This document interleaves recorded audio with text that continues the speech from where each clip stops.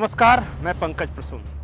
दोस्तों, ये खबर तो आपको पता चल ही गई होगी कि झारखंड से आईएसआईएस के 2 आतंकी गिरफ्तार हुए हैं। एटीएस ने उन्हें गिरफ्तार किया है। एक आतंकी का नाम है आरिज हसनैन, जो कि गोड्डा जिले के आसनबनी के रहमत नगर का रहने वाला है, और दूसरा आतंकी है मोहम्मद नसीम, जो कि हजारीबाग के पेलावल थाना क्षेत्र के महतो टोला का रहने वाला है। ये खबरें अखबारों में भी आई है, हर जगह है, लेकिन इससे इतर झारखंड के आईएसआईएस मॉडल की एक बेहद सनसनीखेज खबर है आपके लिए। और खबर ये है कि यहाँ पे एक बाकायदा सिलेबस तैयार किया गया है कि कैसे आतंकियों को ट्रेन किया जाए, कैसे पढ़ाया जाए, उनमें कौन कौन सी किताबें चलेंगी, क्या क्या बताया जाएगा। ये सारी जानकारी विस्तार से हम आपको देंगे, क्योंकि सिर्फ झारखंड में 2 जिले नहीं, गोड्डा या हजारीबाग की बात नहीं है।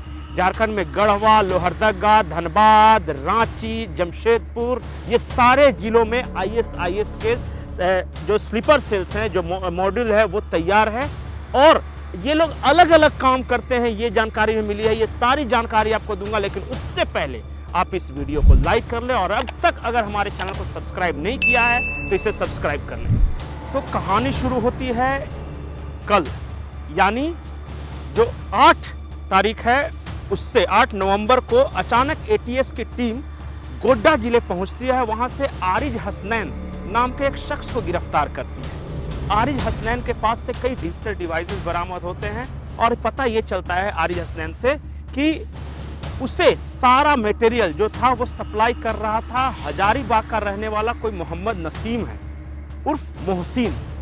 तो जब आरिफ अजनैन से एटीएस की टीम ने पूछताछ शुरू किया तो पता चला कि जो मोहम्मद नसीम है वो उसने बाइट ले रखा है, BYATH। इसका मतलब होता है कि जो हिंदू हैं वो दीक्षा से एक शाब्दिक अर्थ निकाल सकते हैं, वो आतंक का दीक्षा है, जो बाइट है उसने ले रखा है। और बाकायदा उसने कुछ किताबें टेलीग्राम के माध्यम से आरिज हसनैन जो गोड्डा वाला था उसे दी। एक किताब का नाम था काफिर, दूसरे किताब का नाम था जिहाद और तीसरे किताब का नाम था कुफ़-ए-ताबूक। कुफ़-ए-ताबूक जो किताब है वो बाकायदा पूरा सिलेबस है कि जो भी अल्लाह की शान में वो जो कुफ्र है उससे कैसे मिटाना है, क्या क्या करना है। और प्लानिंग तो यहाँ तक थी कि ये सब फिलिस्तीन और इजराइल के बीच जो जंग चल रहा है, ये अल अक्सा मस्जिद जो कि इजराइल में है, उसे यहूदियों से आज़ाद कराना था। ये लोग फिदाइन बन के, यानी खुदकुश हमलावर, आत्मघाती हमलावर जिसे हिंदी में कहते हैं, वो बन के अल अक्सा मस्जिद में जाकर फटने वाले थे। जो पकड़े गए उनके बारे में तो जानते हैं, जो नहीं पकड़े गए, क्योंकि झारखंड में पिछले 2-3 सालों में पत्थरबाजी की कई घटनाएं हुई हैं अलग अलग शहरों में। रांची में भी हुई थी। रांची में जो मेन रोड इलाका है वहाँ पत्थरबाजी हुई थी, दंगे की स्थिति बनते बनते रह गई थी। लोहरदगा में पत्थरबाजी हुई थी, धनबाद के कुछ इलाकों में पत्थरबाजी हुई थी, गिरिडीह में पत्थरबाजी हुई, हजारीबाग में हुई।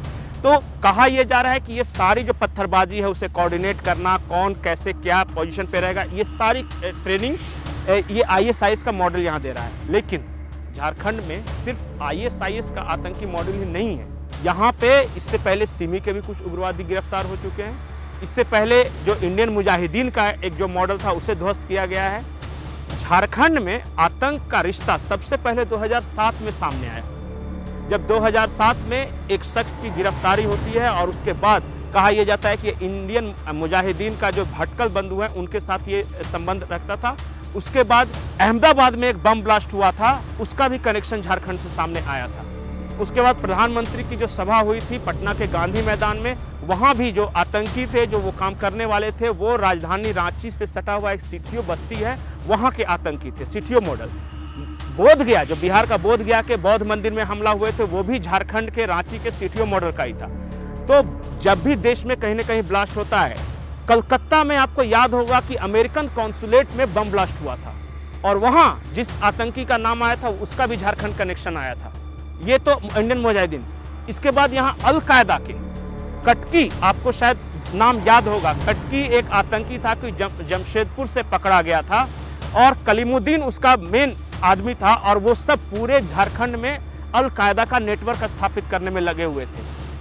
आप लोगों से बहुत सारे लोगों को मंजर इमाम का एक नाम याद होगा कि मंजर इमाम रांची का एक युवक था, वो साक्ष्य के अभाव में बरी हो गया था उसका भी देश के कई इलाकों में बम ब्लास्ट में नाम आया था। एर्नाकुलम मॉडल जो था केरल का, उससे भी झारखंड का कनेक्शन सामने आया था। तो कुल मिलाकर झारखंड में अब तक दर्जनों गिरफ्तारियां हो गई है। दुनिया के जितने बड़े आतंकी संगठन हैं, चाहे ISIS आप बोल दीजिए, अलकायदा बोल दीजिए, इंडियन मुजाहिदीन बोलिए, सबका कनेक्शन कहीं ना कहीं झारखंड से आता है। लेकिन बड़ा सवाल, झारखंड में ऐसा क्या है, यहाँ के जो मुस्लिम नौजवान हैं वो रेडिकलाइज हो रहे हैं, ज्यादा क्यों हो रहे हैं, यहाँ से बार बार कनेक्शन क्यों सामने आता है? तो एक चीज जो कि लगातार इन सारे केसेस में देखने को मिली वो ये है, मैक्सिमम ये जो आतंकी थे उन्होंने नागपुर से हो, अलीगढ़ से हो, पुणे से हो, इन्होंने इंजीनियरिंग की डिग्री ली। आज जो भले ही मोहम्मद नसीम जो गिरफ्तार हुआ है वो 10वीं पास है, मुश्किल से, वो बहुत ज़्यादा पढ़ा लिखा नहीं है, लेकिन अब तक जितने गिरफ्तार हुए हैं उनमें से लगभग सभी ने इंजीनियरिंग की डिग्री ली थी अलग अलग। तो ये जो डिस्ट्रक्टिव मटेरियल वो टेक्नोलॉजी फ्रेंडली होते हैं, जो बम वम बनाने के काम में इन्हें ट्रेन करना आसान होता है, इस वजह से। दूसरा ये है जो झारखंड है, आपको पता होगा झारखंड में एक इलाका है संथाल परगना, और संथाल परगना के कुछ इलाके बंगाल से लगे हुए हैं, कुछ इलाके जो बिहार से सटा हुआ है, गंगा नदी पड़ता है बीच में, और वहाँ बड़ी संख्या में बांग्लादेशी घुसपैठी पिछले 8-10 सालों में आकर बसे हैं।